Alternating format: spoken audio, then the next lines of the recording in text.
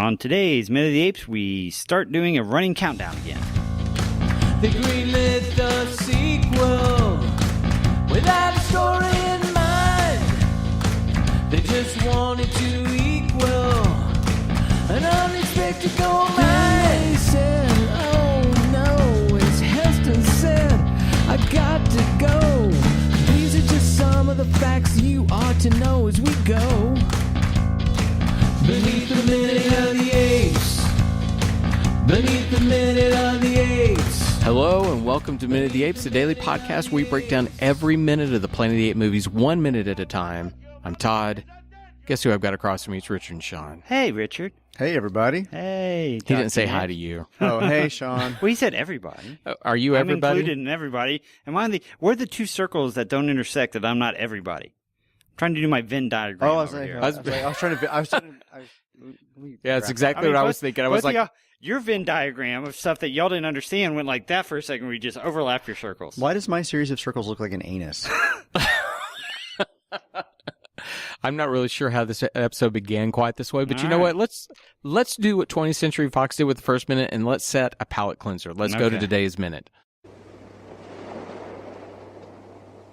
Where will you go? Follow the shoreline.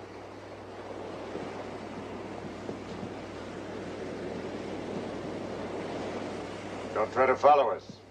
I'm pretty handy with this. Of that I'm sure. All my life I've awaited your coming and dreaded it. You're afraid of me and you hate me. Why? The Forbidden Zone was once a paradise. Your breed made a desert of it ages ago. It still doesn't give me the why. A planet where apes evolved from men? There's got to be an answer. Don't look for it, Taylor.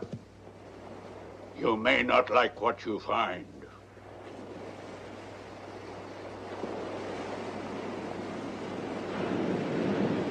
Sierra, Cornelius, and Jaime. Okay, so that's All the right. minute. So we started minute 2 with Zaius looking at the camera, and it ended with Lucius and Cornelius running towards Zaius. And our running count is starting again, so as of minute 2, I guess we can go back to the old count. We have 2 living humans, 2 dead humans. Poor Dodge and Stewart. I mean, they're never... You know, I would like to know what their backstory is. I wonder if there is any backstory to them. Shrewdness of apes and a gaggle of humanoids.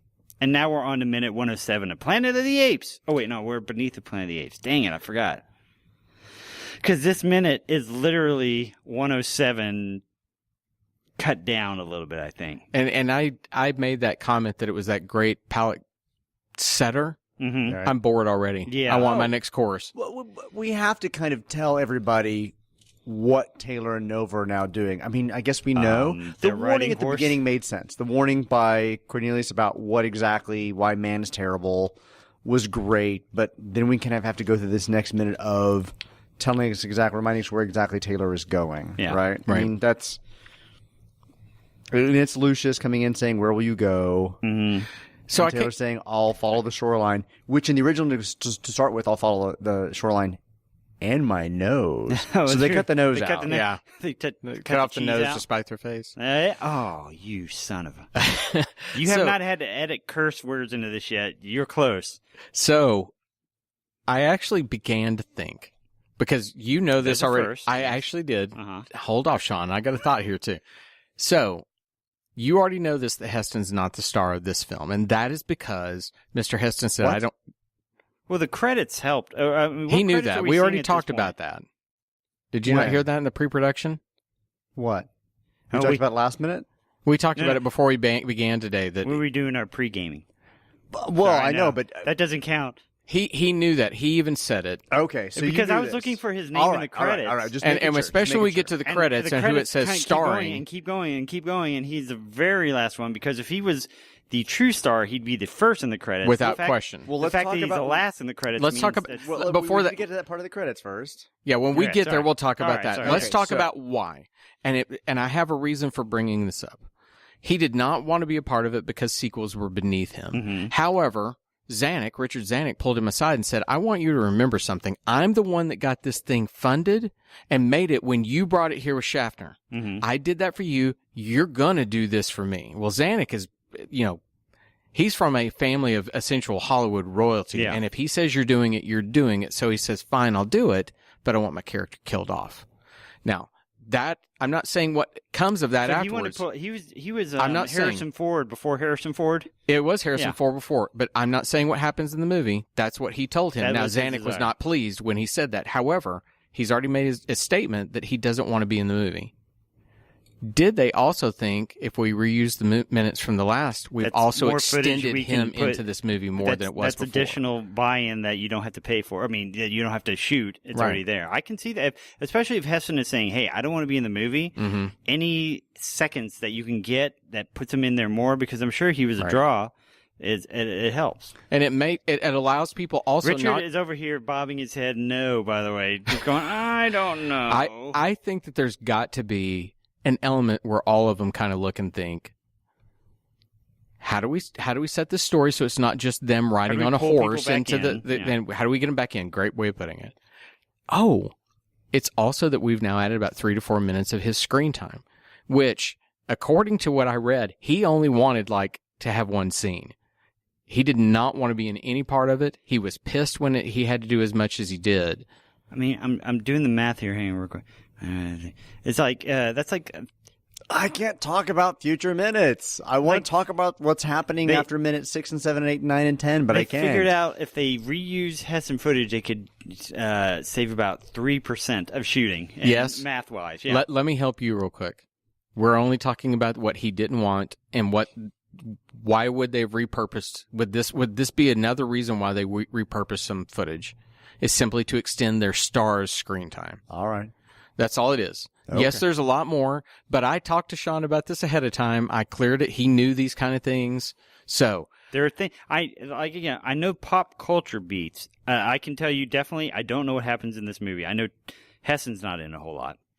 The future movies, it's the original 5. This one on.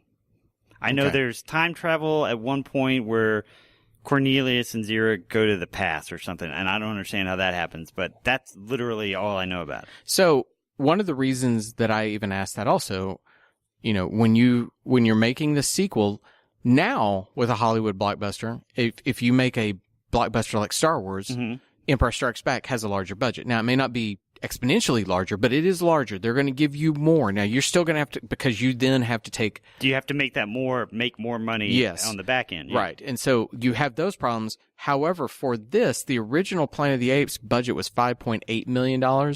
This film's was only 3.4.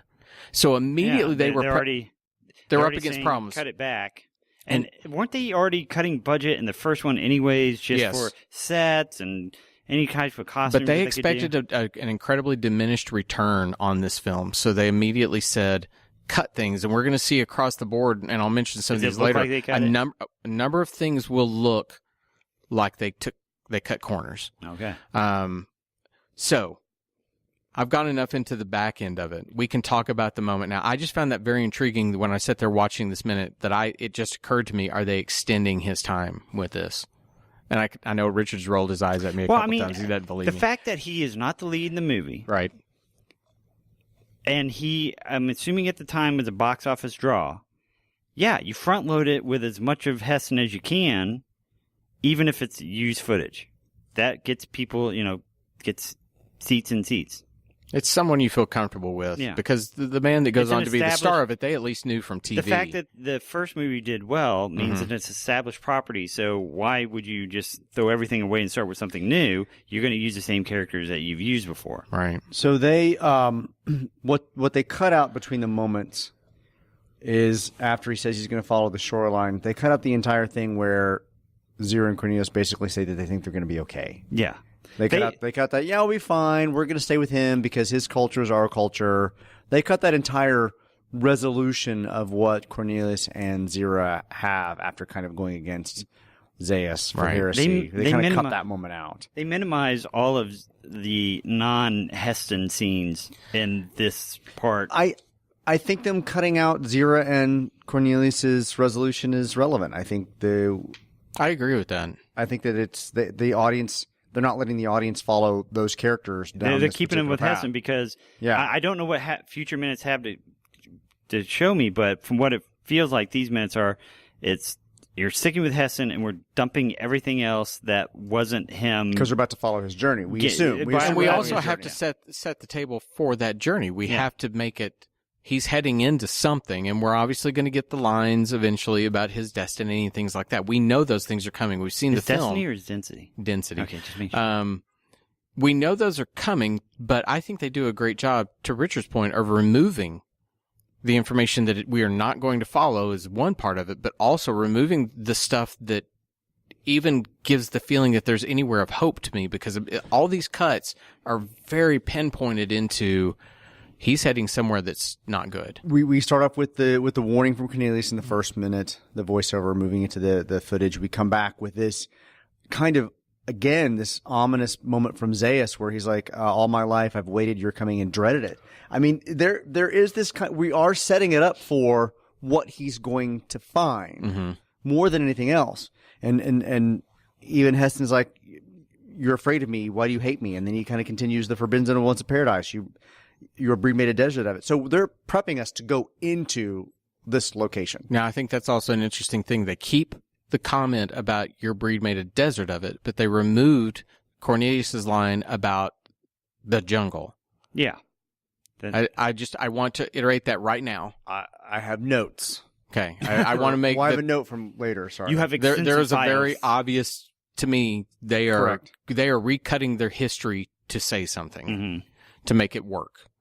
There was one. Let's see. Well, I mean, because the first movie was no sequel plan, so they left things in there that, future movies might not be able to explain, so they're trimming that part out. Now, I will tell you, too, that they said this one was to be the last one. They were not. Yeah, they went into this one as well, saying we are not making any more after this. Okay, this is it. But when you have a successful movie, didn't the first one save the studio? Didn't Planet of the Apes make so much money that 20th Century Fox was saved? Because they had so many flops from I'm going to probably quote the wrong film, but things like Dr. Dolittle, I think is what it was. It was just a monstrous flop, and this came along out of nowhere and saved it. But then they made more bad decisions. It wasn't until Star Wars saved them in '77. That studio is ripe with being disastrous, and now they're about to be sold to Disney, so they're up and they're down. But I think that's the studio business, right? I mean, it is. So he warns Taylor, don't go look for a Taylor. You might not like what you find.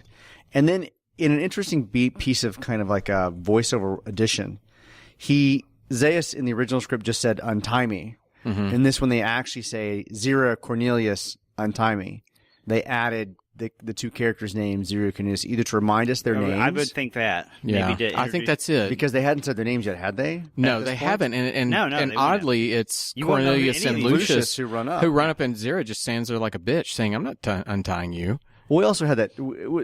We also had the terrible wave, when she's got her hands up. And moving around, the fingers aren't moving. Wave. You can tell Lucius has actual glove on because he's moving his fingers, and she's just kind of like, I don't know what I'm doing. My hands up. I'm high. It looked so unusual. What did these things do? Well, we do know that Kim Hunter, what medicine was it? I said that she took every day when she was getting the makeup because she was so stressed.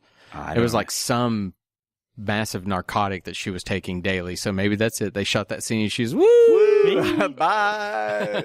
If I spin them fast enough, they go off. Kim Hunter's family. I'm only quoting what I saw on the internet, and if it's on the internet, it's true. There you go. So it did look like, though, he was saying names when he said Zero Cornelius and Timey. I kind of wonder if the original edit had those in there. It might have them been out, and because they looked and said she doesn't come in the footage, so let's take the names out and just say maybe Timey. they put it back in because it does look like his head is moving when they say Zero Cornelius.